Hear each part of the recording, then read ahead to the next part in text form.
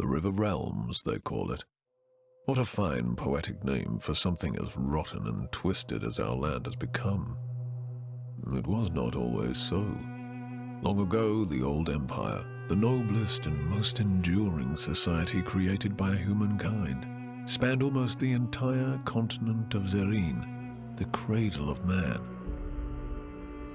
But after several millennia of progress and incomparable achievements, inevitably, the empire began to fall into stagnation and decadence.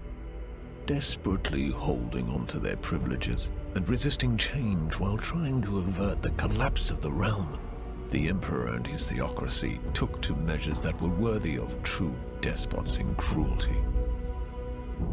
Subjugating weaker realms, enslaving whole nations, strip mining foreign resources, oppressing imperial citizens, war on several fronts, genocide. Eventually, the gods could no longer tolerate such horrors wrought in their name. Foretold by an abundance of divine omens, they descended upon the empire to right its wrongs. Thus, in a chain of dreadful events that became known as the Calamity, they annihilated the empire in a matter of days.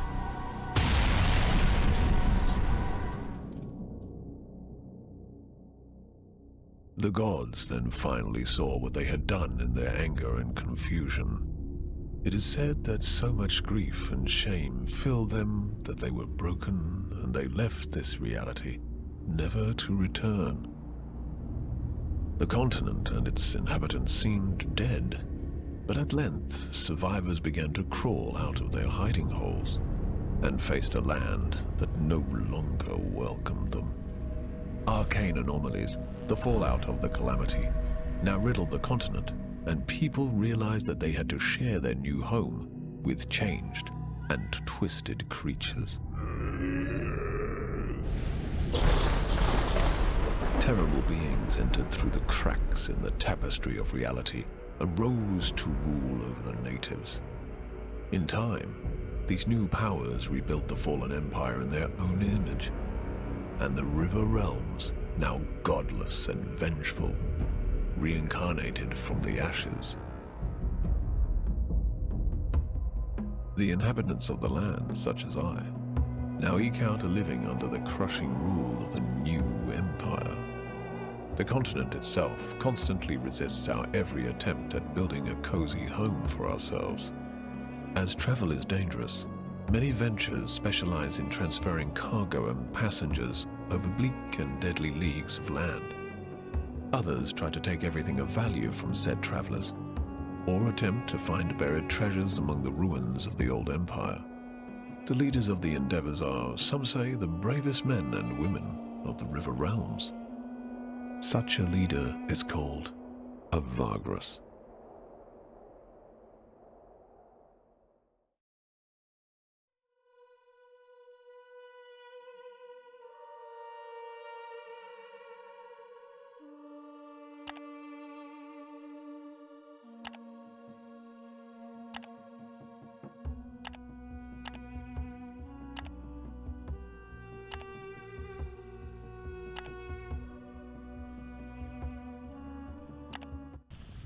Ah, yes, a Vagrus.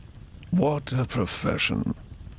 Daring and savvy, always watching the horizon, always looking for an opportunity, and of course, for what is best for his comitatus, eh? And you are a Vagrus too, are you not? Many of your kind have I seen in my long life as a vagabond. Care to listen to a story about your exquisite occupation, good master? It is a tale of woe and terror, but it is also a tale that is true, as I have seen it with mine own eyes. Wise you are, good master. My tale is of a Vagrus, such as yourself, but one whose fate was cursed and wrought with ill fortune. It all happened a long time ago. 10 years, maybe more. I was but a passenger, traveling rough roads and forgotten ways with this comitatus. south along the feet of the great mountains of the west.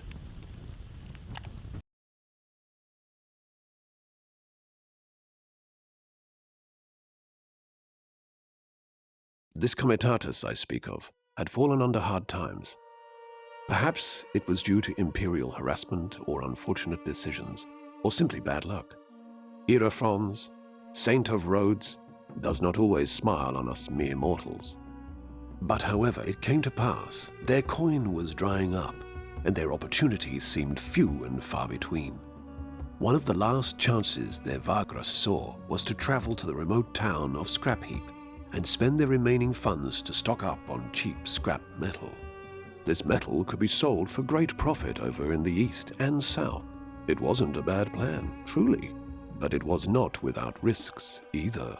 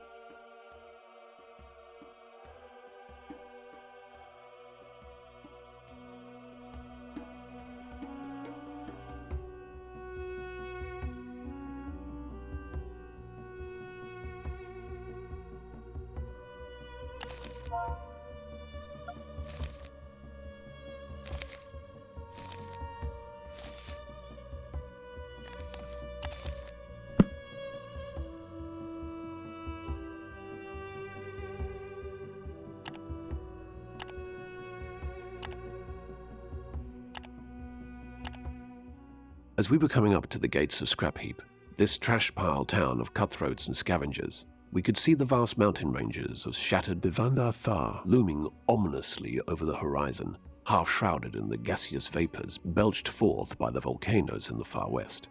My companions prepared to do their business in town as fast as they could, not wishing to tarry in this notorious place.